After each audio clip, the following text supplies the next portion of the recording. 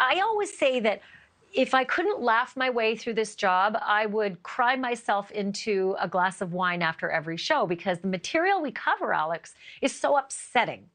But the people who are alleged or do commit these things are such morons. And sometimes you just have to laugh, but for the sadness. So walk me through a little bit of this beginning part. Okay, the information dump that we got with these new charging documents was just kind of like eye-popping.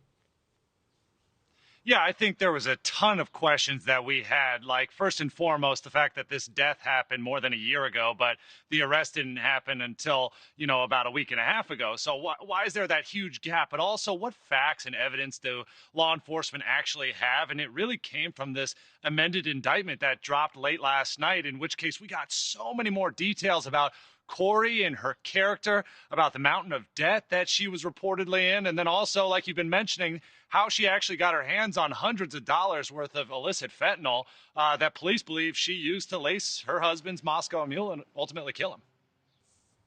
So the motive seems to be coming to light, at least if these documents and the allegations in them are accurate or true, right? Prosecutors can always say what they want to say, but jurors will ultimately, be the arbiters of that. And it looks as though there was I don't know, 4 million. That can't be right. $4 million worth of properties and insurance, et cetera, that she thought she might get if he were dead. Yeah, I mean, when you do the aggregated total of all of her different schemes, you're going to get a number that's well into the millions. Like, take, for example, the life insurance policies that she was purchasing on her husband's behalf, right? From a 2-year period beginning in 2015 to 2017, actually, she bought 4 life insurance policies. Those 4 alone total somewhere nearly $2 million. And then she was also doing other things, right? Like taking out a line of credit, spending about $250,000 against her home. She was also spending her husband's money freely, about $100,000, these documents allege, not to mention stealing his credit cards, $30,000 worth of credit card debt. This is all within this document. Really goes to show how money was a huge factor here, how she was just spending on a spree and really was not telling her husband about much of it at all. Okay, so talk to me a little bit about the drug connection. What are the allegations about buying the fentanyl? It sounds like, Keystone cops, except they're not cops. Yeah, really what we're hearing here is that she left quite a bit of a digital trail, both in Facebook Messenger and also within her text messages. There's 3 people in general who we see are connected to Kouri through these documents, right? There's one anonymous person who is listed as CL, the initial CL. And it's clear this is the person who was actually doing the one-on-one transactions. But it was CL who was also pairing Kouri with 2 other acquaintances, people that would meet in these sketchy gas stations in rural Utah, make the handoff, and then ultimately provide those pills to Kouri. They had secret locations, sometimes in homes that Kouri was trying to flip, or sometimes even doing the transactions right there on the driveway. But really, it's this web of dealers that law enforcement have been able to find through this digital footprint.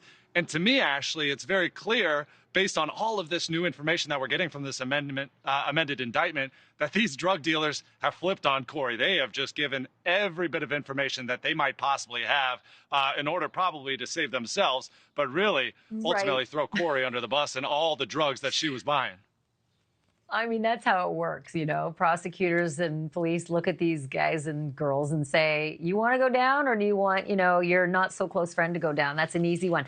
Quick one here.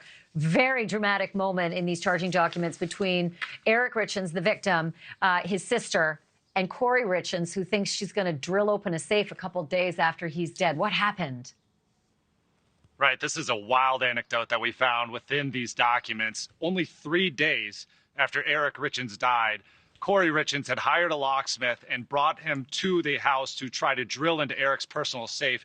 These documents say that inside that personal safe within the house, there was somewhere upwards of $165,000.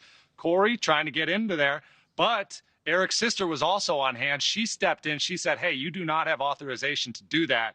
And that made Kouri flip out. Apparently, to these documents, they say she got enraged and she punched Eric's sister in the face and in the neck in a very dramatic moment in which sheriff's deputies had to get called to that scene as well. It really, to me, goes to show the sort of desperation perhaps Kouri was feeling at that time. Also, a bit of a temper, right? Something that you see when someone gets angry, all of a sudden they're using their fists to try to sort out their differences.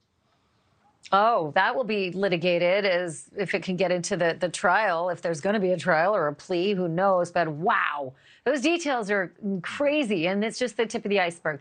Alex Capriello, great reporting. Thank you on this Friday night. Have a great weekend. Thank you for watching. Go to newsnationnow.com to find NewsNation on your television provider. And don't forget to click the red subscribe button below to get more of NewsNation's fact-driven, unbiased coverage.